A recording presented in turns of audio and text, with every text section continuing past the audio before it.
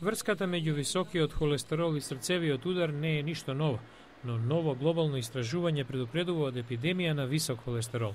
Било спроведено врз 147 милиони луѓе и покажало дека се поголем број имаат висок холестерол. Уште позагрижувачки е што многумина од нив не се лекуваат. Во Јапонија, например, 53% од дијагностицираните не добиле третман, а во Тајланд 78% никогаш не биле дијагностицирани. Доктор Челзи Кидвел е директор на Центарот за мозочни и срцеви удари при клиниката Џорџтаун во Вашингтон. Како што земјите во развој го прифаќаат начинот на исхрана од западните земји, нивото на холестерол расте. Луѓето треба да разберат дека тоа е значителен ризичен фактор за мозочен удар и срцево заболување.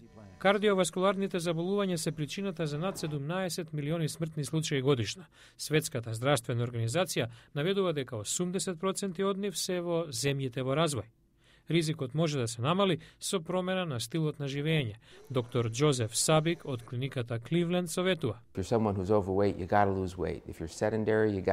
Ако имате вишок на килограми, треба да ослабеете. Ако не сте активни, треба да вежбате. Големо влијание имаат семејниот историјат и генетиката. Треба да направите драстични промени. Покрај ова, за лицата со мощне висок холестерол се препорачуваат и лекарства, но тие не се недостапни во земјите во развој.